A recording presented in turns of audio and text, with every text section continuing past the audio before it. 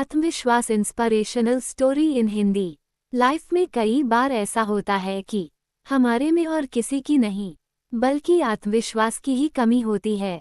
हम जो करना चाहते हैं वो नहीं कर पाते हैं क्योंकि हमारे में आत्मविश्वास ही नहीं होता है। ये कहानी आत्मविश्वास के बारे में ही है। एक बड़ा बिजनेसमैन था, उसकी कंपनी बहुत समय से अच्छी चल रही थी, लेकिन कुछ ऐसा समय आया कि उसका कर्जा बढ़ गया और उसके बिजनेस की बहुत बुरी हालत हो गई। वो अब निराश हो गया था। अपने बिजनेस की चिंता की वजह से वो एक बगीचे में बैठकर सोच रहा था कि कुछ ऐसा हो कि मेरा बिजनेस वापस पहले जैसा हो जाए। उसे उस बगीचे में एक बूढ़ा आदमी मिलता है।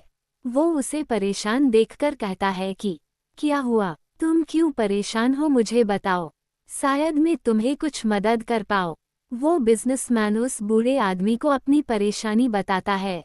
वो उन्हें ये भी कहता है कि मेरे बिजनेस में अब कर्जा बहुत ज़्यादा बढ़ गया है। वो बूढ़ा आदमी उस बिजनेसमैन को 70 लाख का चेक देता है और उनसे कहता है कि तुम इस चेक का उपयोग करो और अपने बिजनेस को फिर से पहले जैसा कर दो, लेकिन शर्त सिर्फ यही है कि तुम्हें ठीक 1 साल बाद मुझे मिलना होगा।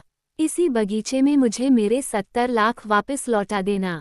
बिजनेसमैन ने चेक पर देखा तो उसे पता चला कि उस चेक पर उसके शहर के सबसे अमीर आदमी के हस्ताक्षर थे। वो बिजनेसमैन उस बूढ़े आदमी से प्रभावित हो गया था, और हो भी क्यों ना, उसे पता चल गया था कि यह तो कोई और नहीं बल्कि हमारे शहर के अमीर आदमी जॉन फेडरल ही है।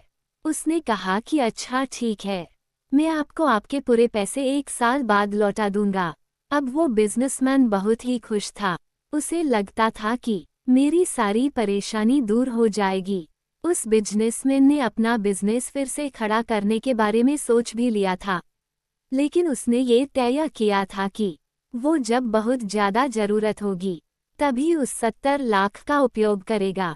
अब उसे पूरा आत्मविश्वास था कि मैं अपने बिजनेस को फिर से जरूर खड़ा कर पाऊंगा, क्योंकि उसके पास 70 लाख का चेक जो था वो पूरी लगन और मेहनत से अपना बिजनेस आगे बढ़ाता गया और उसका बिजनेस फिर से अच्छा चलने लगा।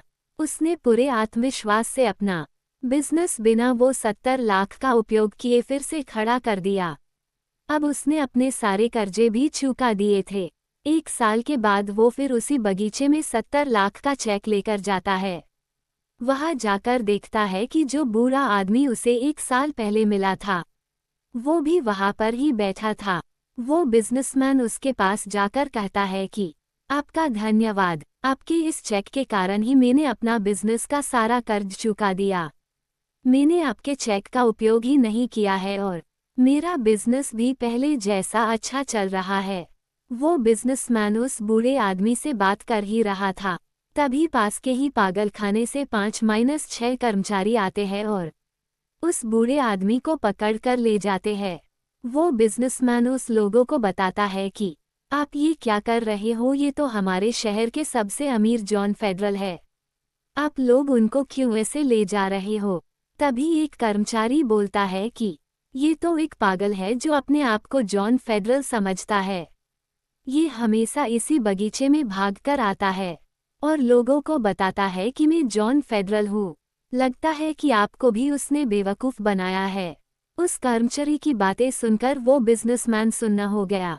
उसे यकीन नहीं हो रहा था कि ये बूढ़ा आदमी जॉन फेडरल नहीं था और 1 साल से वो जिस चेक के भरोसे अपने बिजनेस में जोखिमें उठा रहा था वह नकली था।